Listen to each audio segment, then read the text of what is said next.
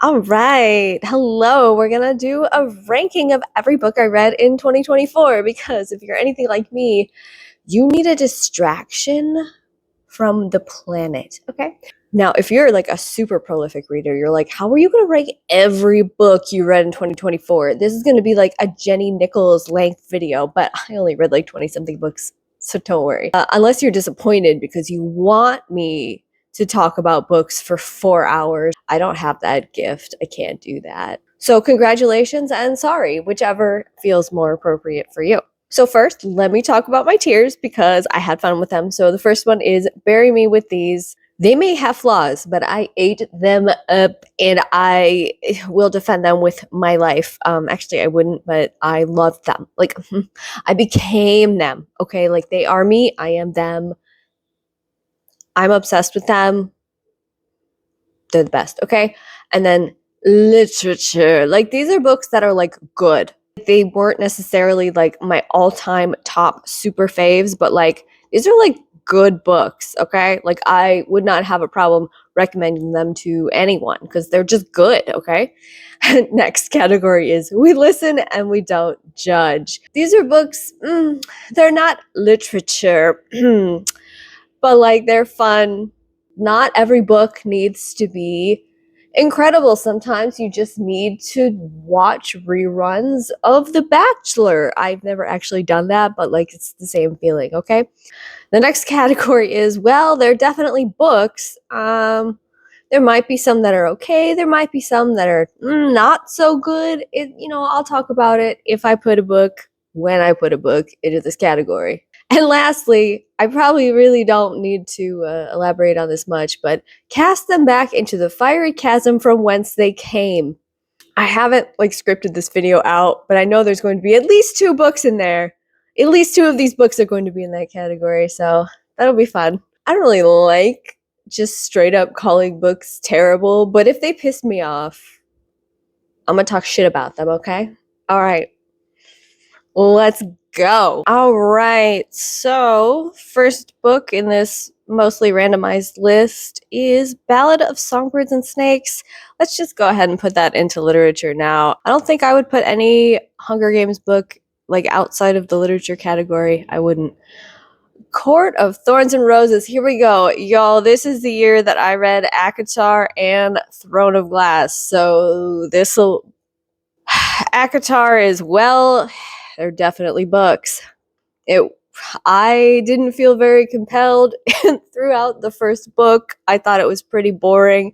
And honestly, the entire book, I was just calling her Katniss. I was just calling Feyre Katniss. She was just such an obvious copycat of like a generic dystopian character, no real personality. I read this book because I understand the way people obsess over this series, especially the second book. Definitely her interactions with Rhys were very entertaining. So I was like, it'll probably be worth it to get through this and read the second book. And like, it's such a pop culture phenomenon. Like I needed to know, which is why, even though this book was fine, I jumped into the second book, and let me bury me with book 2. It was incredible. It's everything I want in a fantasy romance.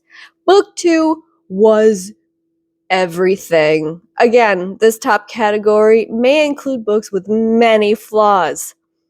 However, I love them. Book 2 was so worth getting through book 1 for. Now, book 3, going back into they're definitely books category. It was a little boring. There's just a lot of characters I just don't care about. And after I finished this book, I thought to myself, I'm not really interested in continuing. Like the main story is finished. The main relationship is solid and built.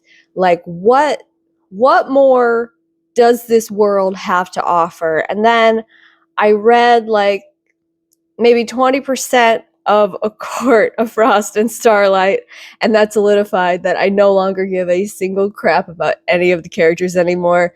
Oh my god. Like, I know people say, skip this book and go to the next one, but I don't care anymore about the characters. Cast this book back into the fiery chasm from whence it came, okay? That's ACOTAR. I'm never reading any more ACOTAR. It's done forever. Moving right along from ACOTAR, we have Shatter Me. Here's one that was really popular with the youths a while back. And, now this book and A Court of Frost and Starlight are the only two books I did not finish that are in my list. I left out anything else I didn't finish because, like, it wasn't worth it. But I just liked these two books so much that I had to include them. God, Shatter Me was just, ugh. Look, just read it and you'll understand, okay? Oh, hey, I don't have my thingy on. Oh my gosh.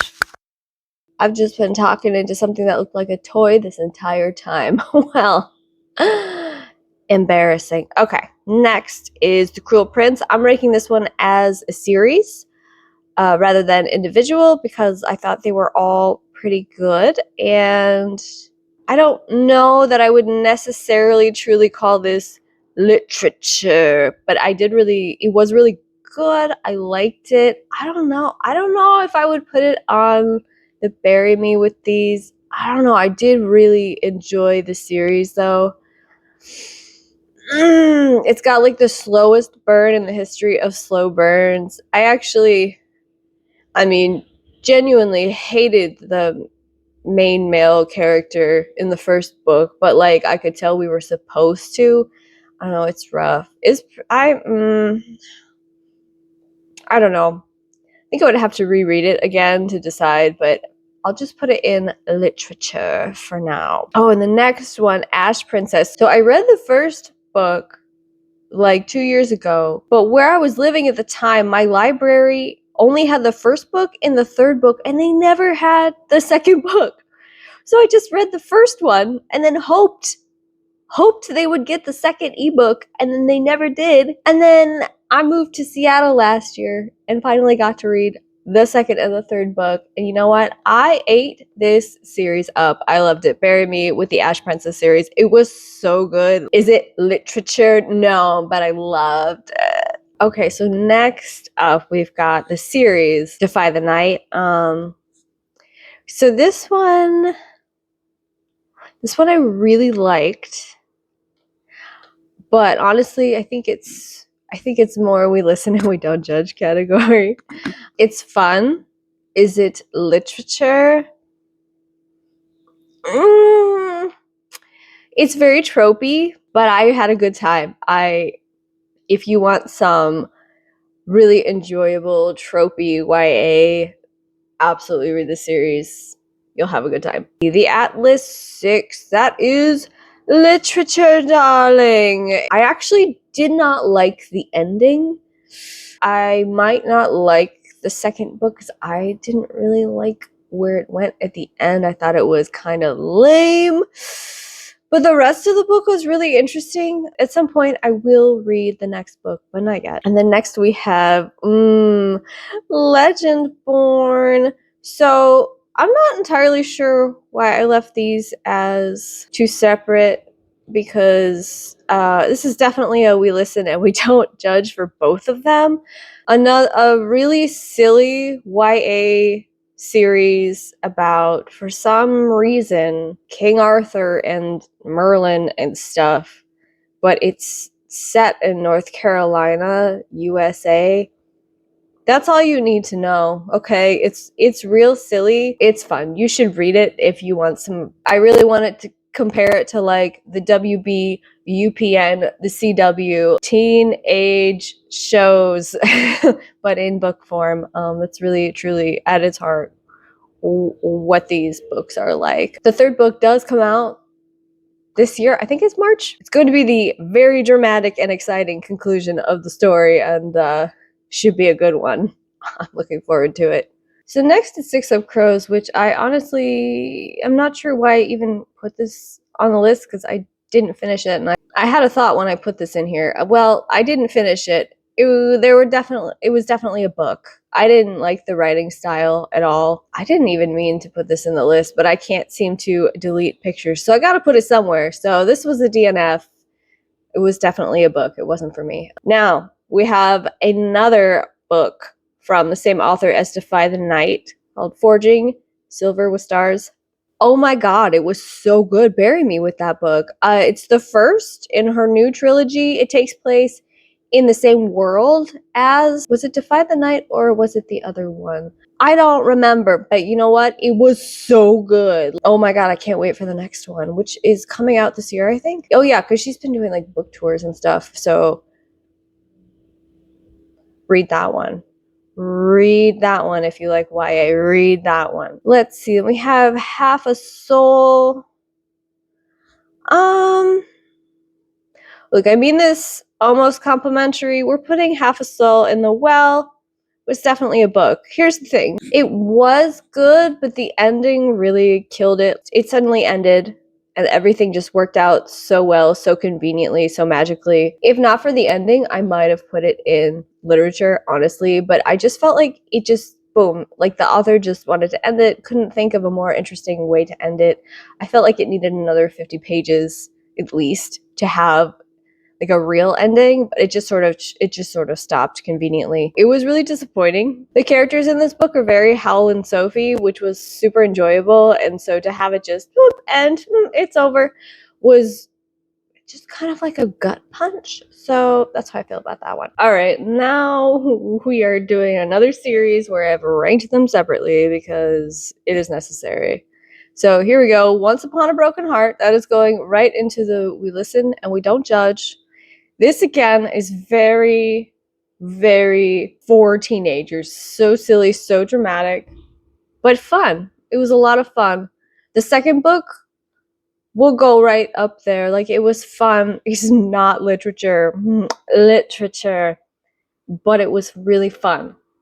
The third book, cast it into the fiery chasm, okay? Garbage. It's like the author forgot everything that happened in the first two books. What happened to the characters? What the hell happened to the characters? Their actions and their reactions. No, it was so bad. Next, we're going to talk about One Dark Window and Two Twisted Crowns. So for me, One Dark Window, it was a book. I know some people are obsessed with the series. I thought it was okay. I wasn't that entertained by the first book. I felt like a lot of the characters were very shallow, cardboard cutouts. It wasn't very compelling. The ending was interesting. That's what made me want to read the second book. The second book was, I thought it was much better than the first book.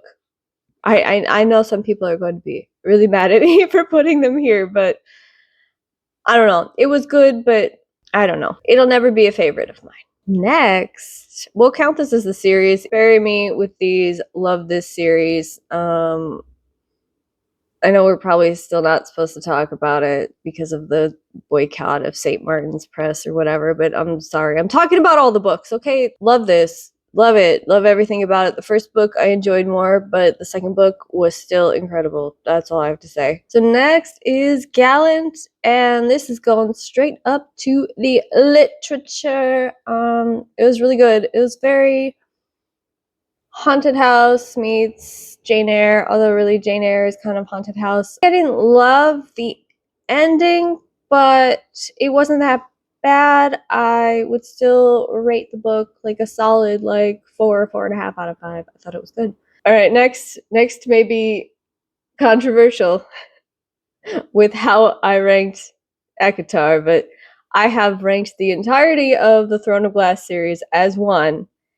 And it's going right up here. Bury me with the Throne of Glass series. Now, look, book one is not incredible. It was clearly written by a very young person. But you know what? I was entertained with a capital E through the entire series, and no one can take that away from me. And I loved the Throne of Glass series. The end. Start to finish, I ate it up. Okay. So ain't none of y'all can say nothing to me. It's beautiful. Okay. It's beautiful and I love it. And I ate it up. The end. Okay, next is the Jasad Heir. And unfortunately, I remember very little about this because I read this at like very early 2024. But that was literature. Okay. Very mixed reviews on Goodreads. There are a lot of 3 stars. And I'm like, how? I'm going to have to reread this. But I remember after I finished it, I was like, oh my God, I need book 2 immediately. Give it to me. Extremely good. Again, I can barely remember it because it's been too long. I need a refresher, but like, that is literature, darling, okay? Oh, Tess of the Road and In the Serpent's Wake. So let me tell you about Tess of the Road. Oh, it's actually really good. You know what? This is a lie. Okay, we're gonna put this. I don't know what I'm doing. Tess of the Road is going, well, it's a book, but it was good. This was actually a book that I chose because it was in the now available on Libby. So I just picked it randomly because all of my holds were pretty far out. And I had a really good time. And then I read the second one. And then I wanted to throw it into the fiery chasm from whence it came. Garbage. They ruined everything they set up in the first book with that second book. The ending was trash. Everything was awful. This book. Oh, speaking of controversial, Brandon Sanderson's The Well of Ascension. Well, it was definitely a book. Here's the thing. Every character was made of cardboard. The magic system was so convoluted. I literally, while I was reading this book, and I did finish the whole book, okay? The whole time I could like see a man sitting at his computer with a second monitor, and the second monitor was a spreadsheet of how his own magic system worked. And as he was typing out these passages, he was constantly looking at his spreadsheet, like figuring out how to counter this metal with this metal. How does it work? Oh, yeah, that's right. Let me consult my spreadsheet. It was so dumb. A woman would never, okay? And then one part of the book that I really did enjoy was the little romance, right? The second book, which I did start, the second book resumes a year after the first book stopped, and all of the character development has happened already off screen, and these two are already a thing, and blah, blah, blah. And it's like, there's actually people who want to read about characters who like each other. Really, truly, personally, I this is how I actually feel, but it feels illegal. I'm putting it here. I just feel like this solidifies why I don't read books written by men. Okay, next. Blood Over Bright Haven. This is literature, darling. That's literature. Blood Over Bright Haven. Yeah. The Hurricane Wars. No, honey. Okay, I read like 20% of it. It was literally just purple, flowery, blah. Oh my god, the writing. I could not get past the prose. Oh god. I don't need to say anything else. If you read this and you hate purple prose as much as I do, you already know. We've reached the final book, A Study of Drowning. That is literature. I loved it. Like, if you like Divine Rivals and Ruthless Vows, you probably will also like A Study in Drowning. It's like dark academia. There's some weird stuff to investigate. Like, it was a very enjoyable book.